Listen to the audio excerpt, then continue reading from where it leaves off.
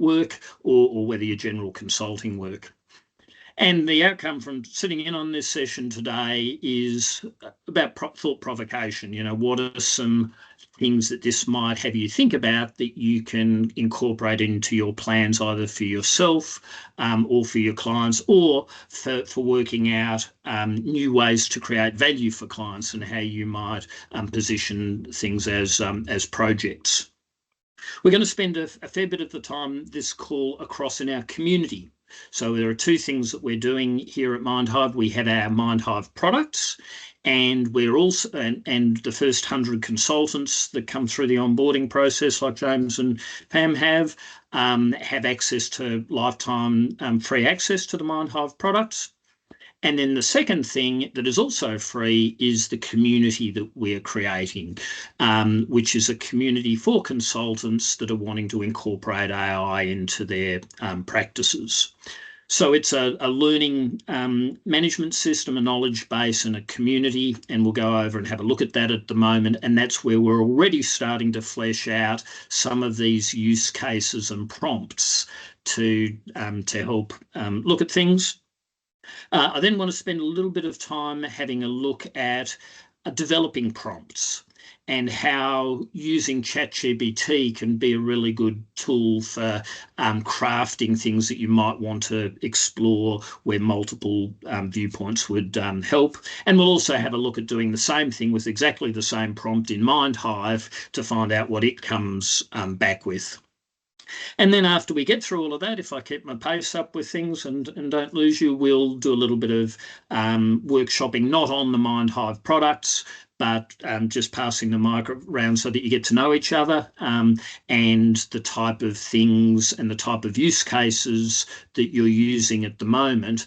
And the concept is sharing. Now, I won't come back to these slides, but the next steps after this session, Philip, if you like what you see, you can book a strategy onboarding session with me and can get you in as one of the 100 and get you into the Mindhive collective. For those of you that have already done this, the homework, if you like, would be to think, to go out and do some more practice around around prompting and how you might use it for engagements. And I guess always the call to action when I run these webinars is, let's get together, have fun and make good things happen. So let's build out the collective and introduce ourselves. And one of the things that we haven't really started doing in there that I'm wanting to do, because it's a really good knowledge base, is to start sharing resources. People do that a lot on LinkedIn. When that's happening on LinkedIn, it's not recoverable.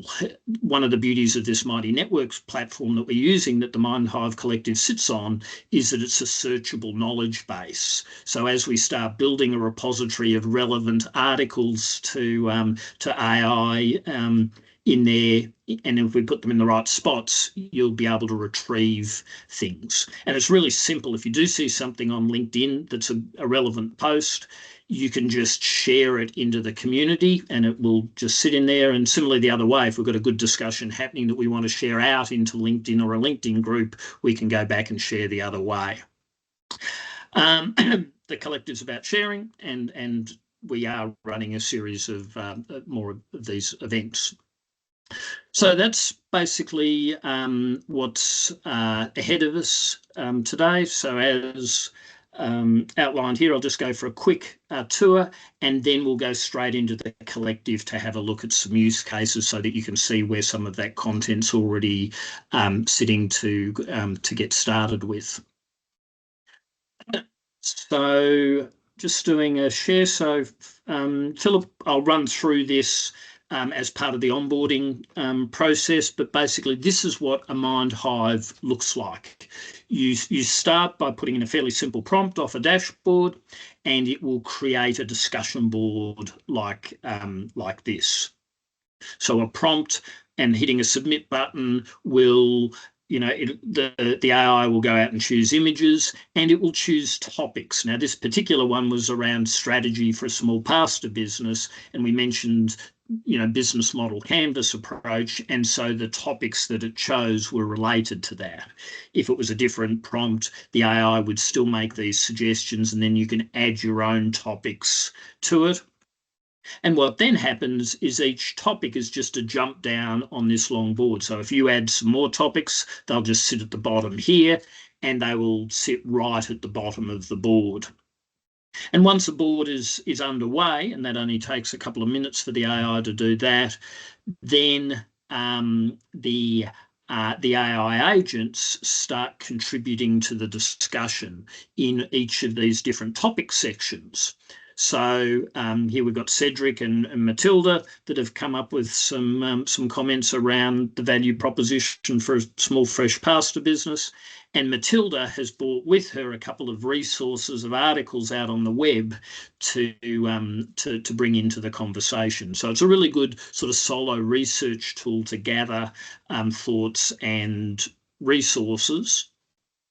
But the real power of this, I think, that we will see later is the human side of things, is using this as a tool to create engagement where you can sit in a room with people with keyboards and potentially have people remotely joining through Teams or Zoom, and all at once contribute to a topic in a sprint. So the workshops are designed to happen over sort of 45 minutes. James? One of the things I've learned with prompting on ChatGPT and other things is that, if you ask, too broad a question or too many topics inside the same sort of prompt, then you sort of water down the answer or confuse the AI a bit. Is there any guidelines around, building up to the final answer, or should you throw it the biggest question you can straight up, or Yeah, no, it's a really good question, and it is a complex answer. There isn't actually any right or wrong to that, James. As far as best practice, which I guess is what you're saying, the way that I have been finding it helpful is I will start with a fairly simple question and kick one off, and just use that as a practice run, see what it comes up with to get me thinking.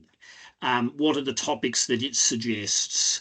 And then before I even start reading all the AI agents, I'll then sit with a pad and paper and start thinking about new topics. And if I have some thoughts that I think are good, I'll add them in as topics on the right-hand side, but just getting the brain flowing.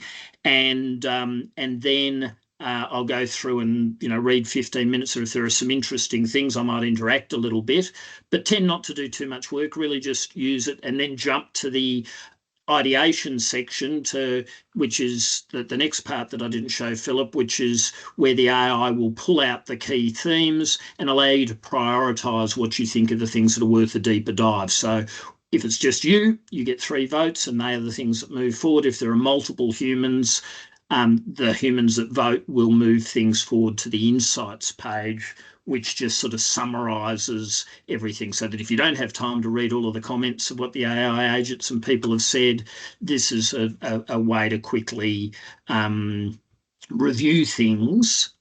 And this is where the top 3 things come through that you can then click a button and go into a deeper dive. So in answer to your question, James, I would run through that process to just think, and then create another Mindhive with another go. But often what I'll do before I actually go straight in and do that, I will go to ChatGPT and just interact with ChatGPT a little bit to shape it until I think it represents what I'm trying to do, and then copy and paste that ChatGPT prompt into the Mindhive. And what we just need to remember is you want to keep that down to about 2,000 characters is sort of the maximum length to put a prompt in. Okay, because I think I've probably gone to the other extreme and asked the big philosophical question, and it's gone in directions that I can't get it back from. Yeah. And if that happens, you just Yep. abandon that one and Yep. start again, rather than trying But to I guess steer it back. in my mind, I thought it would have then broken that down into its constituent parts. But what you're saying, really, it's a bottom up build up rather than a top down. So I will try that differently. I think that might address my Yeah, and it sort of works. You can do it both ways. It really is just a matter of practicing, and to some extent, the answer is how it fits your brain and the way that you work, or the way that you consult, and the way that you run workshops. What we don't have at the moment is the ability to stop the agents. One of the things I've been advocating for is the ability to only invite them in when you're ready, and to be able to dial them up or dial them back a little bit so that you get that right level of interactivity of humans and agents. But we haven't got that functionality at the moment. Yeah, they're a bit inclined to take off and go down their own path, aren't they? So yes. So Philip, this is the community, and as I said, it's a learning space. So this is where we're putting some of the tutorials for things, so that in the long-term plan, or the medium-term plan, in a month's time, is that we could just send people here and people could onboard, that they wouldn't necessarily need a half-hour session with me to get them started, that it becomes pretty self-explanatory, and these quick start guides enable that to happen. But what we're going to look at today is these couple of sections: Mindhive use cases, general, and Mindhive use cases by stakeholders. So there are broadly these three things. So if we click on these, general is a space where we'll talk about these cases. And at the moment, the third case of using Mindhive for clients is not live. That won't go live until next month. At the moment, you can just use it by yourself, or if you have a small team and you get a free license, you can create 5, 6, 10 licenses and onboard the people within your consulting firm so that you can collaborate together and start using it prior to later going out to clients. And the reason that functionality is set up is so that the information is secure. So what information you put into your consultancy firm space is ring-fenced and doesn't leak into your clients, and vice versa. If you're doing work with a client, when that goes live, their information will stay in that space, and you as an individual will be granted rights by them to come and join and facilitate, but everything that gets shared in there stays ring-fenced in their secure environment. And this is the same concept that we're setting up for our Mindhive Consultants cohort, where we're creating a space called Mindhive Consulting, where we will be able to get together and collaborate with what's shared in that room in an open source environment, just being shared in that room rather than out onto the wider web. So does that make broad sense as to how you can use it in the short term? What I wanted to start looking at prompts and looking at use cases is these two examples of how you might use it for your own consultancy firm, and then how you might use it for different clients. And then a little bit later on, we've got another thing as to how you might use it in particular sectors. So we are going to build out sectors like food and ag, financial services, FMCG, and so on, with the typical types of complex challenges that different industries are working with, so that you're providing really tailored advice to those types of clients, including government and so on. So coming back to the consultancy firm, this is one we can all relate to. If we've got a consultancy business, what are the sorts of things that we might want to do to work on our business internally? And here are some examples of areas that you might be wanting to think about. If you haven't already defined, particularly from an AI lens, how you want your consultancy business to be offering AI services, you may want to do some Mindhives around that.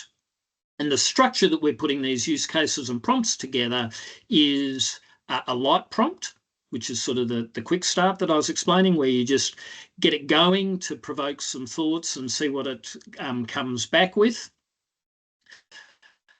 But still, and I'll go how you can use ChatGPT to help with this. And then the detailed one, this is an example of the sorts of things that you might want to consider putting in to come up with a tailored prompt for what you are doing. So think about your background and strengths, think about what you're passionate about, who you enjoy working with, what results you're wanting to get, these sorts of things that will define the challenge, so that it's on topic for what you want, rather than it's just making up something that doesn't suit who you are or where you're wanting to go.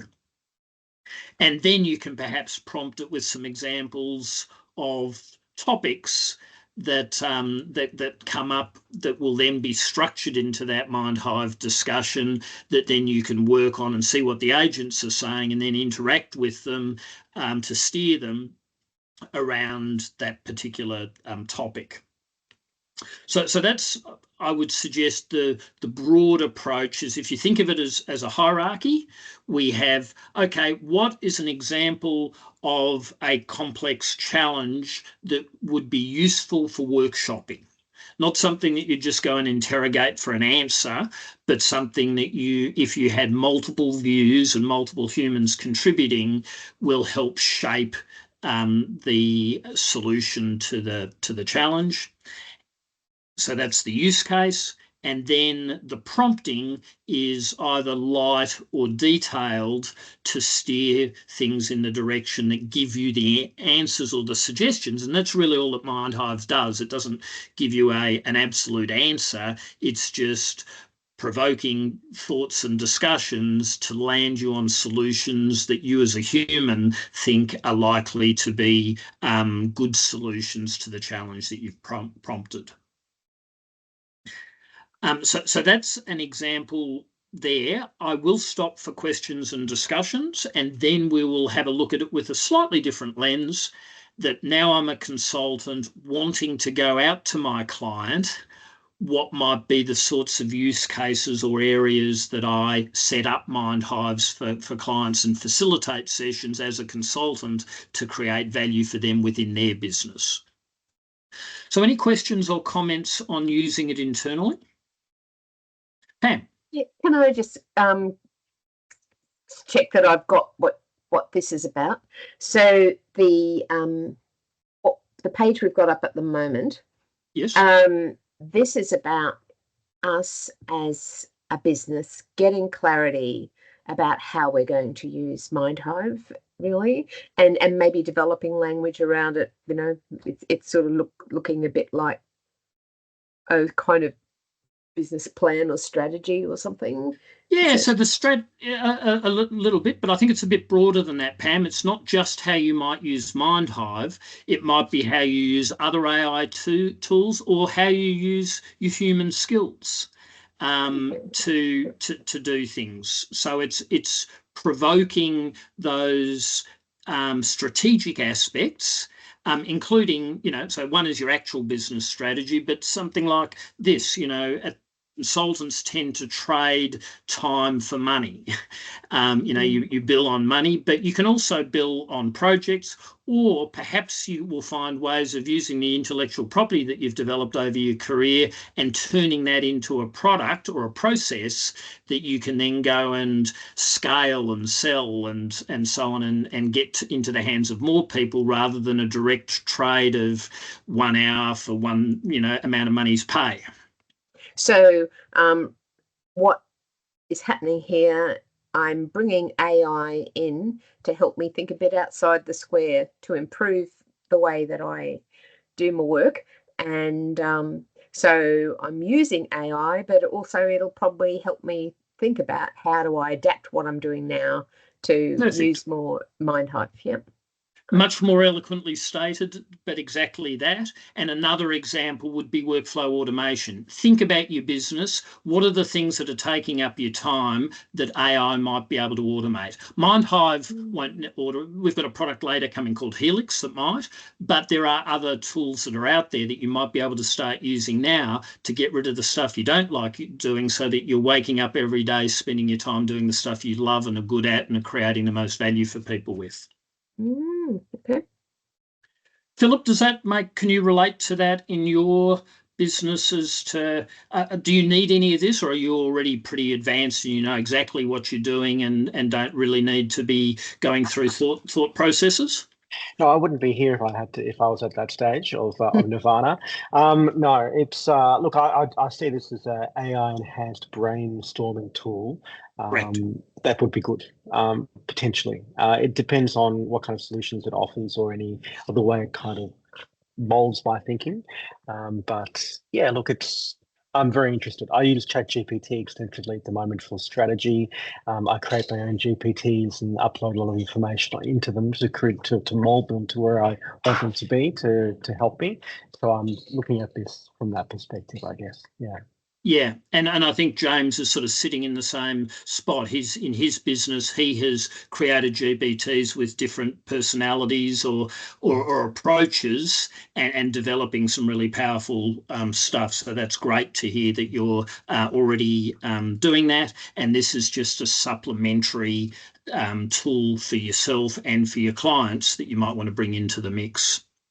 So in looking at something for a client, it might be around, how you engage and facilitate stuff within an organisation, the implementation side of things, or how might you, create discussions that provide insights and research, or deliver, or, build capacity and change management things. These types of things, what we've then done, or what I have done, because I've sort of built most of this to date, I'm hoping that'll change and that we'll get best practice from people that are far better consultants than me. But in looking at going to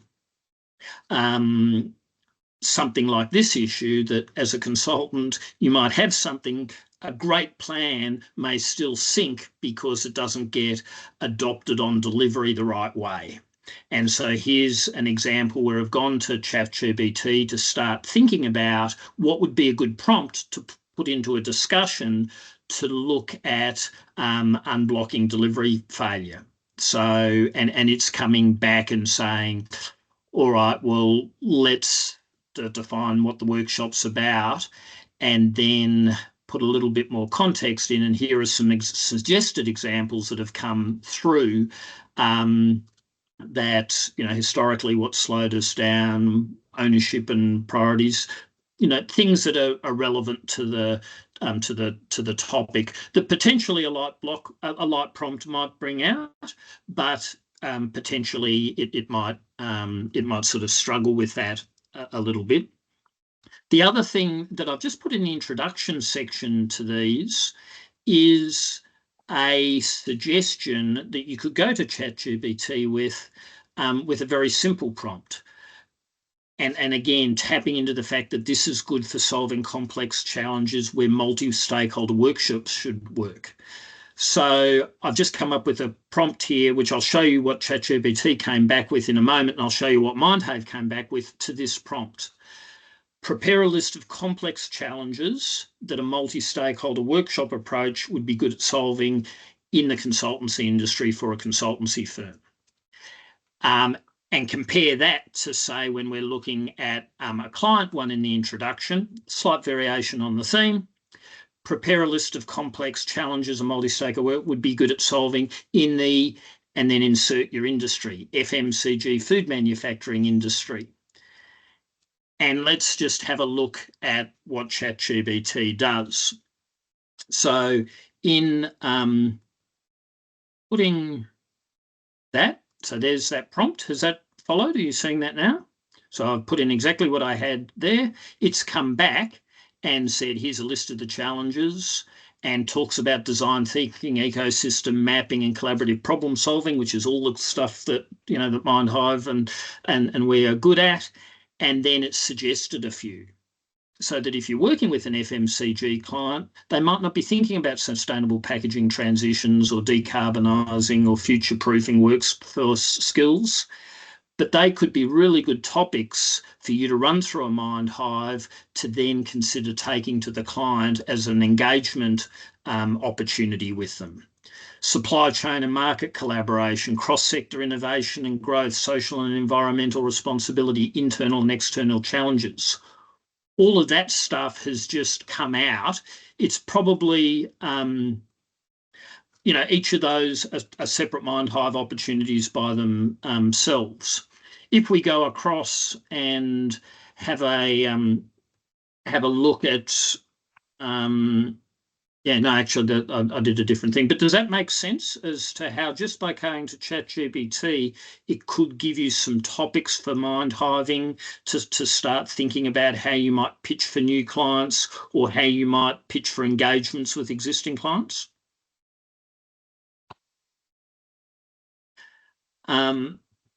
And then I put in the same thing for the consultancy business. So if we're just looking within, how might we run things for our own business around the fact that industries are transforming and business models are evolving? How do we set our business up to do this? How might we work on capability and culture shifts? These are all ideas for that would be well suited one at a time. All 8 of these are 8 different Mindhives that you might want to run in addition to the ones that we've sort of put into the collective section.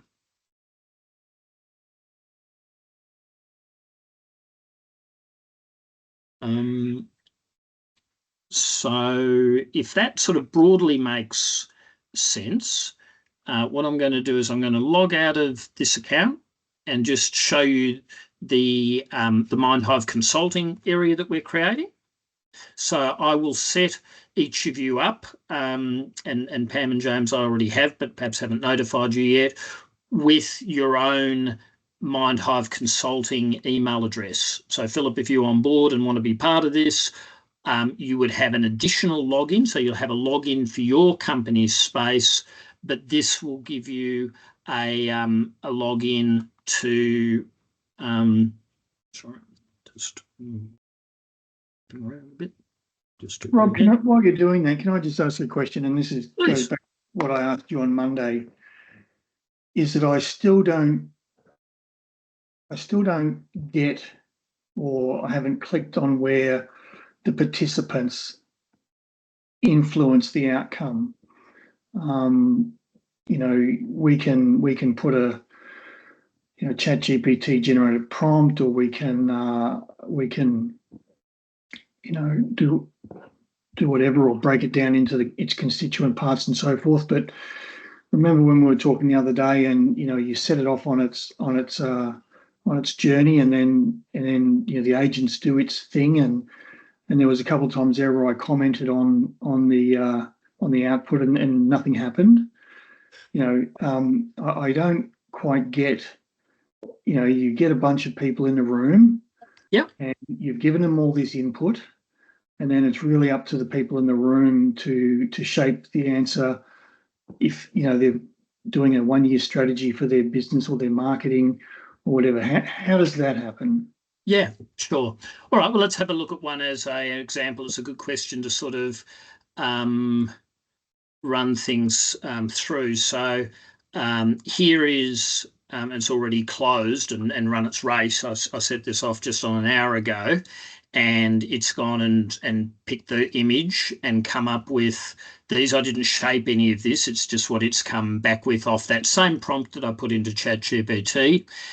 And it's talked about, okay, well, if I'm going to run collaborative workshops, how do I get more engagement, communication barriers, navigating conflict of interests and things are different pieces. The answer to your question is here, all of the interaction and everything that has gone forward to ideation and everything that has gone forward and be summarised in the insights page. So the ideation sort of narrowed it down to these 5 or so top topics that we could then vote for. And then the insights has summarised the AI version of this.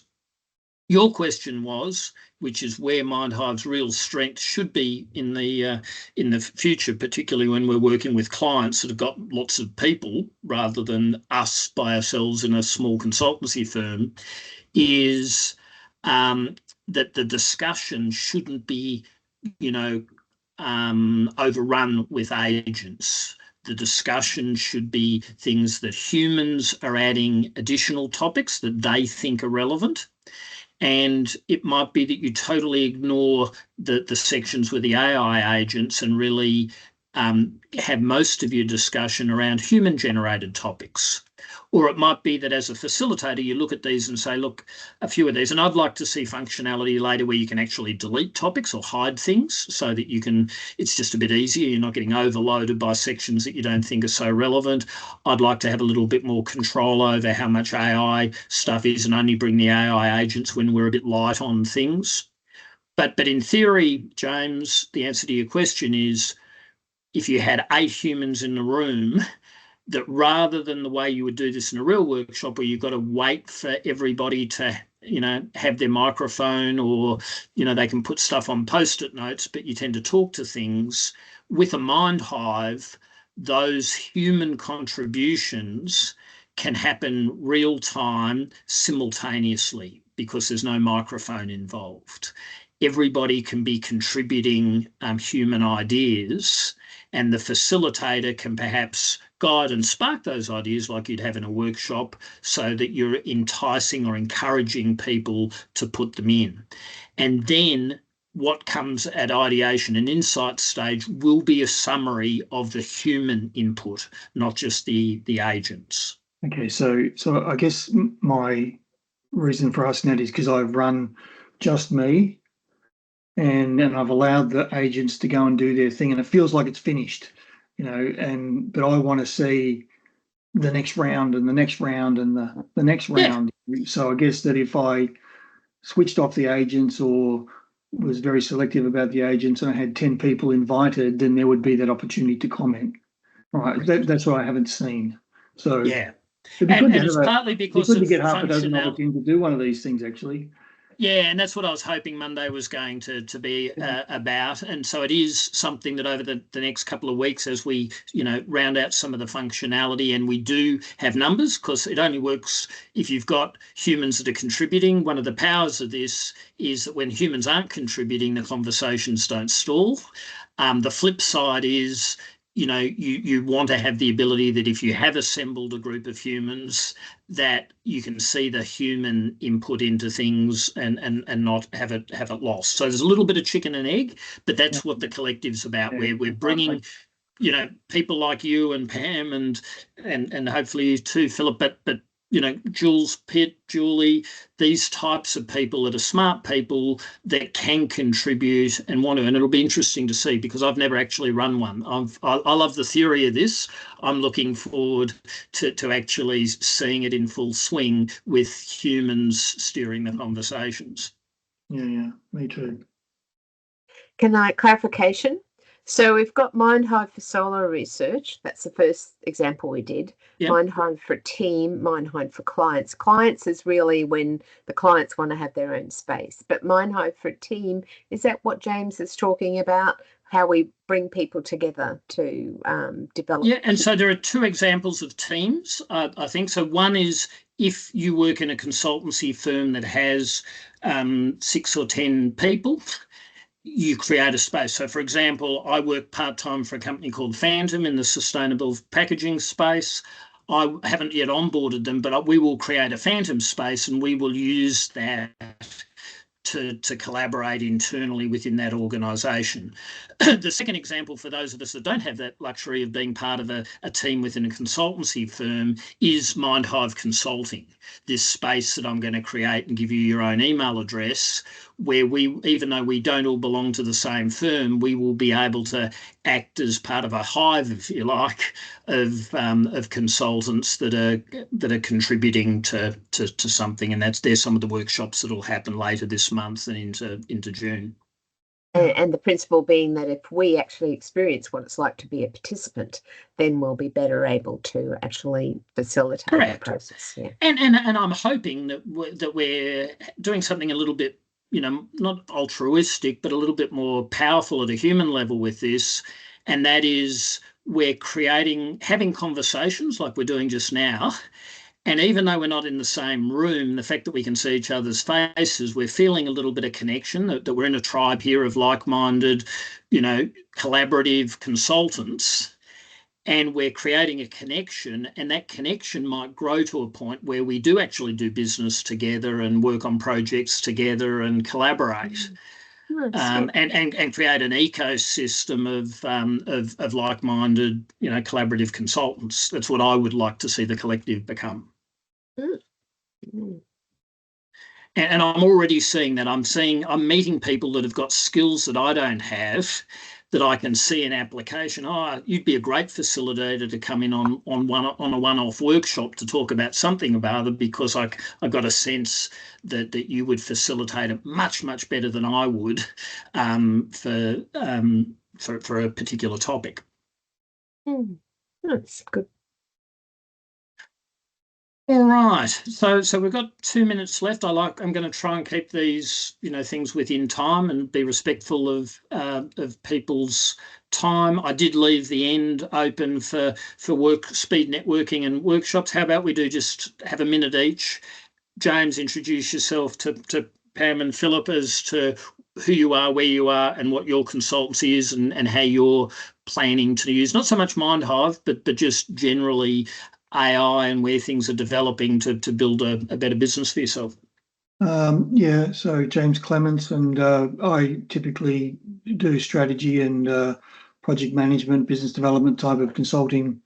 I'm ex-oil and gas, defence, shipbuilding, but I've been concentrating more and more on AI and trying to address those same topics through AI. But with this, I think I'm going to lift up my client base with this, on the back of this tool a bit, and go back to a bit of straight strategy consulting and so forth. So awesome. Pam, do you?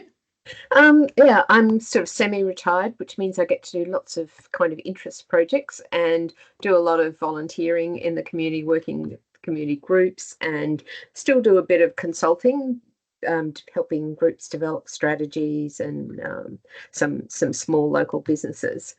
The other thing is I ran a leadership program for 20 years, and we have a large alumni, and I'm always worked in rural Queensland, and I just want to bring all these people into the 21st century who keep getting stuck, in the 19th century, I think. I would just, I feel like this is an engaging tool that can help people see the possibilities for the future that can be really helpful for rural and remote communities. Yeah, and I think I've also run community building organisations. What I love about the application of this with regional communities is you don't have to get in a car or hop on a plane and so on. You can bring people together, and we saw that over COVID. I was doing work with Rotary at the time, and connecting all these people that were otherwise never going to be able to get out and meet with an opportunity. Philip, to you. Thank you. I've had a history in consulting, in HR consulting, a bit of strategy consulting as well. I'm now heading up a so-called startup. We're looking at scaling a SaaS platform, but as part of the subsidiaries of the group is a 20-year-old financial services education company. And so I'm trying to bring that team into the 21st century. They've been doing a lot of things the same way for a very long time, and seeing how we can leverage AI to improve productivity, but also what we can then do for our clients on how we will grow that as well. So a lot of different, both internal and external applications. Awesome. Sounds great. Well, I reckon that's a great note. If we could learn from all of our different little project initiatives like that, I reckon that would really improve my work too, steering how you guys go about it. So great. And that's the concept of the collective. So do get inside. If we'd love to have you part of the tribe, Philip. If you see an email from me, there's a meeting session, which I can get you through the onboarding process into those two free things, and then through introducing. You've now met a few of the people. Hopefully, you find the community side of things useful as well. All right, everybody, and for those watching the recording. Thank you, and look forward to you being part of it all as we move into these exciting times as we ramp things up and get the launch happening. So thank you, and bye for now. Nicely done. Nice to meet you.